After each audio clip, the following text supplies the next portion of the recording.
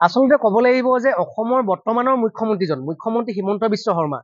তেখেত কংগ্ৰেছৰ দিনত যেতিয়া আছিল, কংগ্ৰেছৰ দিনত থাকোঁতেও তেখেতে সেই একেখন সংবিধানৰ শপত খাই পেলাই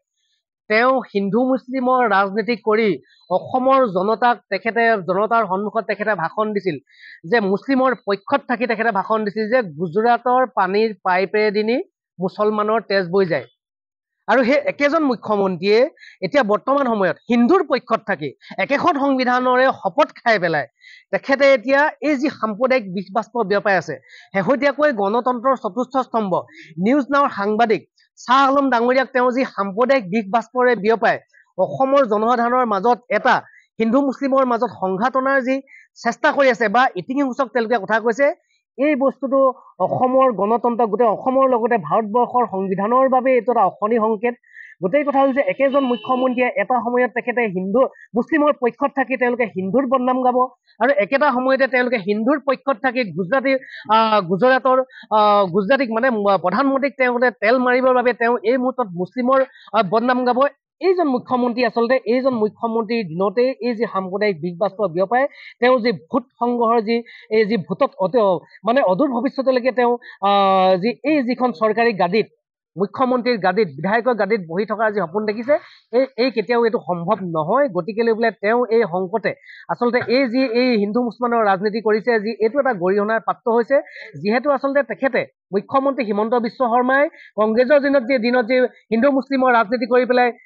তেওঁ যি মানুহক মানে আভুৱা ভাৰিছিলে, একে সময়তে এতিয়া বিজেপিলৈ আহি পেলাই তেওঁ এই হিন্দু মুছলিমৰ ৰাজনীতি কৰি পেলাই তেওঁ যে আভুৱা ভাৰি আছে, আচলতে তেখেত এজন মুখ্যমন্ত্ৰীৰ পদত থাকিব পৰা বিষয়া এই মুহূৰ্তলৈকে হৈ থকা নাই। যে গণতন্ত্ৰৰ চতুৰ্থ স্তম্ভ শ্বাহ আলম ডাঙৰীয়াক যি আজি হিন্দু মুছলিমৰ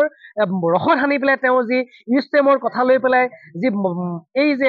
উপাধিক লৈ পেলাই তেওঁ যি এই যে ৰাজনীতি খেলিছে, এইটো এটা ধিক্কাৰজনক। গোটেই কথাটো ক'বলৈ হ'লে তেওঁলোকে যদি সুধিলেহেঁতেন ৭১ চনৰ পিছত অহা যিবিলাক বাংলাদেশী মুছলমান আছে তেওঁলোকক যদি সুধিলেহেঁতেন যে তোমালোকে আমাৰ ইয়াত থাকিবলৈ দিবা নে নিদিয়া, কিন্তু আমি কিন্তু তোমালোকক নিদিওঁ, তেতিয়া মানি ললোহেঁতেন। কিন্তু আমাৰ খিলঞ্জীয়া মুছলমানৰ ওপৰত এনেকুৱা সাম্প্ৰদায়িক বিষবাষ্প আনি পেলাই মুখ্যমন্ত্ৰী হিমন্ত বিশ্ব শৰ্মাই গণতন্ত্ৰৰ চতুৰ্থ স্তম্ভক যি অৱমাননা কৰিছে, ইয়াক আমি ধিক্কাৰ জনাইছো। গতিকে আমি এটা কথাই কৈছো যে অসমৰ জনতাই জানে কংগ্ৰেছৰ দিনত থাকি পেলাই তেখেতে কি হিন্দু মুছলিমৰ ৰাজনীতি কৰি আভুৱা ভাৰি মানুহক জনসাধাৰণক আভুৱা ভাৰিছিলে, আৰু সেই একেজন মুখ্যমন্ত্ৰীয়ে একেখন সংবিধানৰ শপত খাই এই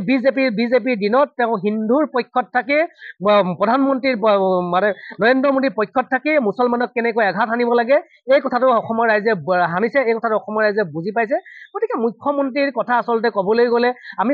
গ'লেতো কাইলৈ ধৰক আপোনাৰ আমাৰ প্ৰশাসন লগাই পেলাই কাইলৈ হয়তো মোক তলবো কৰাই দিব পাৰে। আচলতে ক'ব গ'লে এই মুখ্যমন্ত্ৰীজন কংগ্ৰেছৰ দিনত যিজন বিধায়ক আছিলে আৰু বিজেপিৰ দিনত যিজন মুখ্যমন্ত্ৰী হ'ল হিমন্ত বিশ্ব শৰ্মা, এই হিমন্ত বিশ্ব শৰ্মাৰ কথা বালিত মুতা একেই কথা। হয়, গোটেই কথাটো হৈছিল যে এইটো সময়ত গণতন্ত্ৰৰ চতুৰ্থ স্তম্ভ সাংবাদিকসকলে যদি ৰাইজৰ পক্ষত থাকি তেওঁলোকক প্ৰশ্ন কৰে, তেওঁলোকৰ বিজেপিয়ে যি বিৰোধী কাম কাজবিলাক কৰি আছে তেওঁলোকক যদি প্ৰশ্ন কৰে, তেওঁলোকে ভয় ভাবুকি দি এজাহাৰ দি তলব কৰে, থানালৈ মাতি পেলাই ভয় ভাবুকি খুৱাবলৈ বিচাৰে। দেখা গৈছিলে যে অলপ দিনৰ আগত বিজেপিত ভৱেশ কলিতাই নিউজ নাওৰ ওপৰতে এনেকে এজাহাৰ দিছিল বা তেওঁলোকৰ আজি নিউজ নাওৰ বিষয়ববীয়াসকলক তলব কৰাইছিল। আচলতে এই মুহূৰ্তত বিজেপি চৰকাৰখনে মুখ্যমন্ত্ৰী হিমন্ত বিশ্ব শৰ্মাৰ লগতে তেওঁৰ নেতৃত্বাধীন ভৱেশ কলিতাই হওক, তেওঁৰ বিষয়ববীয়াসকলে তেওঁলোকে কেৱল মাত্ৰ স্বৈৰতান্ত্ৰিকভাৱে গোটেই সাংবাদিকৰ পৰা আদি কৰি সকলো মানুহক তেওঁলোকে হিটলাৰী শাসন চলাব বিচাৰিছে, গণতন্ত্ৰ নিষেধ কৰিব বিচাৰিছে। গতিকে এনেকুৱা এজন মুখ্যমন্ত্ৰী আচলতে ৰাইজে বুজি উঠিছে যে কংগ্ৰেছৰ দিনত তেখেতে যি কৰিছিলে, সেই একে কাণ্ড বিজেপিলৈ আহি পেলাই হিন্দুত্ববাদীৰ নামত যি কৰিছে, এইবিলাক ৰাইজে বুজি উঠিছে। আচলতে এইজন মুখ্যমন্ত্ৰী আচলতে মুখ্যমন্ত্ৰী গাদীত বহাৰ কোনো যোগ্যই নহয়। গোটেই কথাটো হ'ল যে মই আকৌ কৈছো মুখ্যমন্ত্ৰী হিমন্ত বিশ্ব শৰ্মাৰ কথা বালিত মুতা বৰ্তমান সময়ত একেই হৈছে।